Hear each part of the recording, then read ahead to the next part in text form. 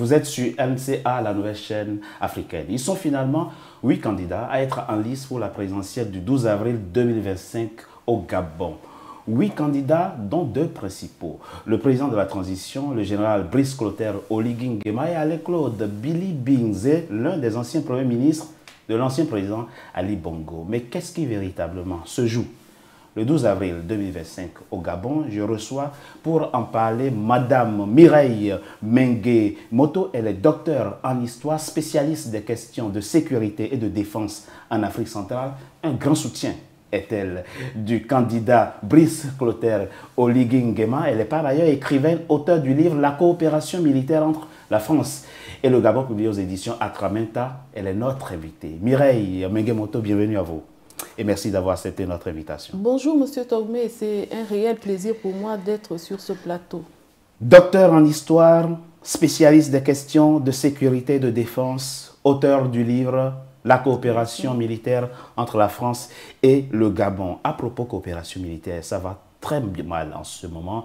L'armée française est chassée quasiment de partout. Elle est partie du Burkina Faso, elle est partie du Mali, elle est partie du Tchad, elle est partie du Niger. Votre pays, le Gabon, reste pratiquement le seul point, en plus de la Côte d'Ivoire et dans une certaine mesure, le Djibouti, elle partira aussi du Sénégal, si on a bien compris.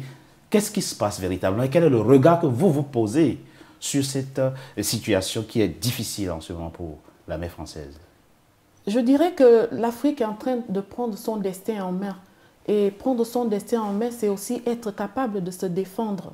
Et donc, la coopération militaire entre la France et les pays de l'Afrique francophone a été initiée dans l'objectif de permettre aux Africains de pouvoir se défendre. Après plusieurs années, après 1960, on constate plus tard après que les Africains ne sont pas capables de défendre leur intégrité territoriale, ne sont pas capables de sécuriser leurs citoyens. Et à ce propos, on peut dire quelque part qu'il y a eu des insuffisances dans cette coopération que la France a bâtie avec les pays africains. Donc il y a un véritable bouleversement, une redéfinition complète de ces relations militaires qui étaient beaucoup plus orientées vers une substitution des obligations militaires de chaque pays par la France. Et maintenant, les pays africains sont en train de prendre leur sécurité en main, être capables eux-mêmes de pouvoir se défendre, de mieux former leurs militaires, de mieux s'équiper et de mieux faire face aux différences de menaces, parce qu'aujourd'hui, on constate qu'il y a des menaces asymétriques qui sont dans les frontières des différents pays. Donc, comment faire face à ces menaces asymétriques du terrorisme qui n'étaient pas parmi les menaces des départs comptées en 1960? Donc, les Africains sont en train de prendre leur destin en main. Et c'est ce qui se passe aujourd'hui dans tous les pays où la France a dû partir, parce que les Africains se sont rendus compte qu'il fallait justement qu'ils puissent se défendre, puisque tout au long de cette coopération, les pays demeuraient déstabilisés. Donc je pense que c'est vraiment une occasion pour tous les pays africains de pouvoir mutualiser leurs forces et de mettre en place une armée Donc c'est quelque chose que vous comprenez. C'est quelque chose que vous comprenez. Bien sûr. Mais votre pays, le Gabon, n'a pas de problème en ce moment avec l'armée française. Ça se passe plutôt bien. Et comment vous l'expliquez? Ou bien ça y viendra inévitablement aussi la rupture? Je pense que le président Brice Clotaire Oligui Nguema est en train de faire une rupture qui est beaucoup plus progressive que maximaliste. Mais il y a quand même une petite orientation, une redéfinition, beaucoup plus vers la formation et pas trop orientée vers les interventions militaires qui étaient autorisées par l'armée française dans les relations de coopération militaire. Donc on verra au fur et à mesure de l'évolution de ces rapports militaires pouvoir orienter en fonction de l'intérêt supérieur du Gabon. Mais que fait l'armée française au Gabon aujourd'hui? Eh bien, si on vous pose la question. L'armée française, normalement, l'armée française défend ses intérêts. Parce que, comme on le dit, entre les États, il n'y a pas d'amis, il y a les intérêts. Et donc, il appartient aux dirigeants gabonais d'orienter cette coopération vers une définition qui permette au Gabon de pouvoir mieux se défendre, de pouvoir faire face aux menaces qui se pointent à l'horizon. Août 2023, le général Brice Clotaire Oligui Nguema prend le pouvoir au Gabon. Le 12 avril, nous aurons une élection présidentielle dans votre pays. quel est le regard que vous posez sur cette période qui vient de s'écouler entre le coup d'État, on va dire ça comme ça, subi par Ali Bongo et la présidentielle qui va se tenir dans quelques jours? Beaucoup d'espoir parce que le coup de libération a été pour les Gabonais un coup salvateur où le Gabon a directement exprimé son ras-le-bol de l'ancien régime qui n'arrivait plus à pouvoir satisfaire les besoins primaires des Gabonais. Et donc ce coup de libération a été un véritable coup salvateur. Et aujourd'hui, les élections seront une sorte d'espoir porté vers la personne qui va incarner la magistrature suprême pour pouvoir répondre de manière pratique, efficace et efficiente aux besoins, aux préoccupations des Gabonais. Il est candidat. Le général Brice Clotaire Oligui Nguema est candidat à cette présidentielle du 12 avril et vous soutenez sa candidature, mais l'homme avait promis de rendre le pouvoir au civil. En effet, le président de la transition avait promis rendre le pouvoir aux civils, mais les populations ont directement exprimé, ont demandé au candidat Brice Clotaire Oligui Nguema, nous l'avons suivi, nous l'avons tous suivi dans les chaînes de télévision, demandé de pouvoir continuer ce qu'il a commencé parce qu'il a posé un certain nombre de réalisations tout au long de la période de transition. Et par rapport à ces réalisations, les populations ont estimé qu'il fallait qu'il continue vers faire cette lancée pour pouvoir répondre aux besoins des Gabonais. C'est-à-dire, elles l'ont exprimé comment? Il y a eu des marches, par exemple, des appels qui ont été faits par les populations, par-ci, par-là, tout dans l'ensemble du territoire où les Gabonais ont exprimé la reconduite, le maintien du président de la transition à la magistrature suprême. On a eu le dialogue national en effet. En avril 2024. On a eu le référendum en novembre 2024. Et on aura la présidentielle le 12 avril 2025. On vient d'évoquer la candidature de l'homme. Dans votre nouvelle constitution qui a été adoptée par référendum en novembre dernier, vous avez estimé, c'est important qu'on en parle dans une perspective historique avec vous, Madame Mireille Mengue-Moto. Vous avez inséré une disposition qui veut que pour être candidat à une élection présidentielle au Gabon, il faut avoir vécu au moins 3 ans au Gabon avant le dépôt des candidatures. Pourquoi cette précaution particulière?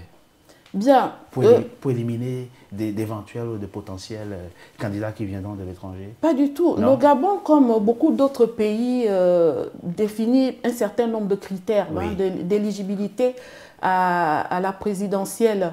Par exemple, je peux vous prendre le cas des États-Unis. Il faut avoir demeuré 14 ans sur le territoire pour pouvoir prétendre briguer la magistrature suprême.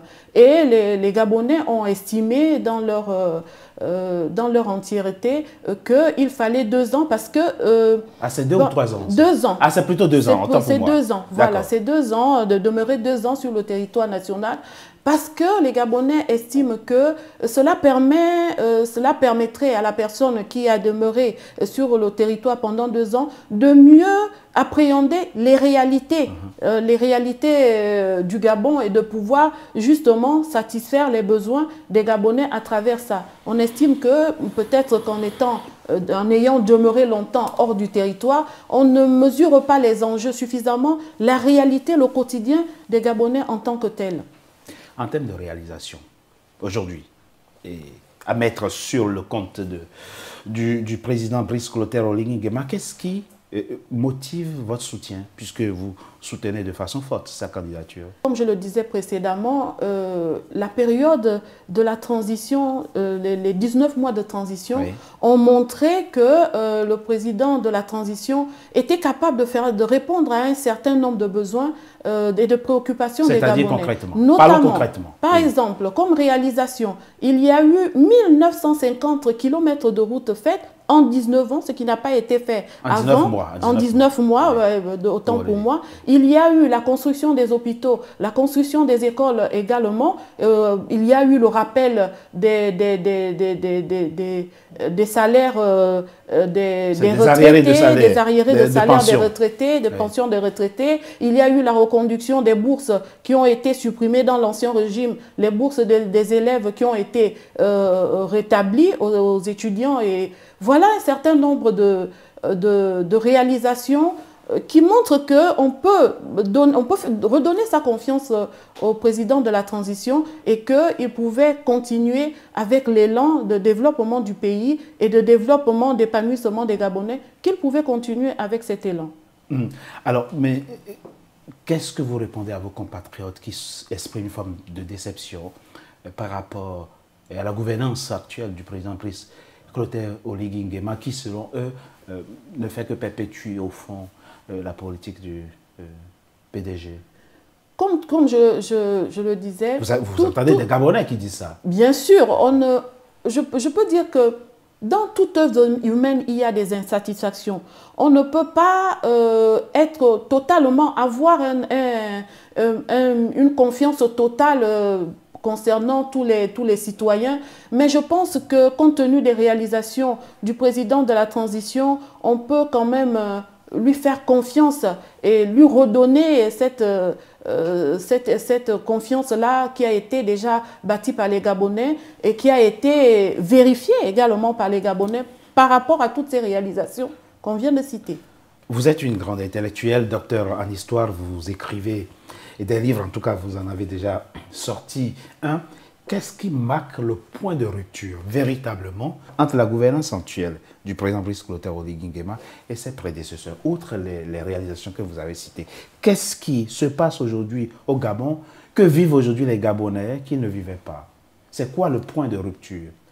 Je pense que le point de rupture fondamental, c'est d'avoir interrompu l'évolution du régime ancien, en faisant appel à de nouveaux personnages politiques pour pouvoir l'aider dans le fonctionnement de l'État. C'est déjà une véritable rupture, mais également par rapport au fait que le président de la transition est beaucoup plus regardant et écoute également les revendications des populations, et ce qui ne se faisait pas dans l'ancien régime. Donc je pense vraiment qu'il y a de véritables ruptures par rapport à cela. J'ai posé la question, qu'est-ce qui se joue le 12 avril 2025 dans votre pays, le Gabon? C'est quoi l'enjeu pour vous de cette présidentielle? L'enjeu véritable de cette présidentielle? Le destin du Gabon est en train de se jouer ce 12 avril. Et les Gabonais doivent mesurer l'enjeu en choisissant la personne qui incarnerait véritablement les besoins des Gabonais, qui incarnerait véritablement la souveraineté du Gabon, qui incarnerait véritablement les préoccupations, la réponse aux préoccupations des Gabonais dans leur entièreté et dans les détails. Il y a des Gabonais qui disent que de toute façon, les jeux sont faits. La question, ce n'est même pas s'il va gagner, votre candidat, mais avec quel score dès le premier tour.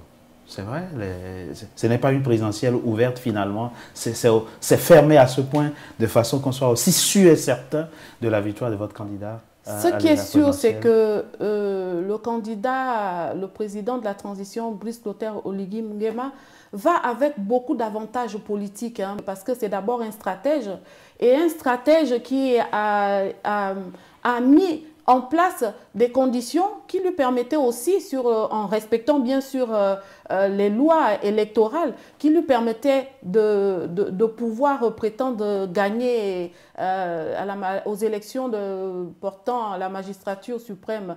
Donc je pense vraiment que le président Brice Clotaire Oligui Nguema a beaucoup de chances pour gagner, parce que l'opposition va également complètement affaiblie, puisque une grande partie de l'opposition, les poids lourds de l'opposition ancienne, s'est fait absorber par la période de la transition. Et donc, je pense que le président Brice Clotaire Oligui Nguema a beaucoup plus de chances de gagner.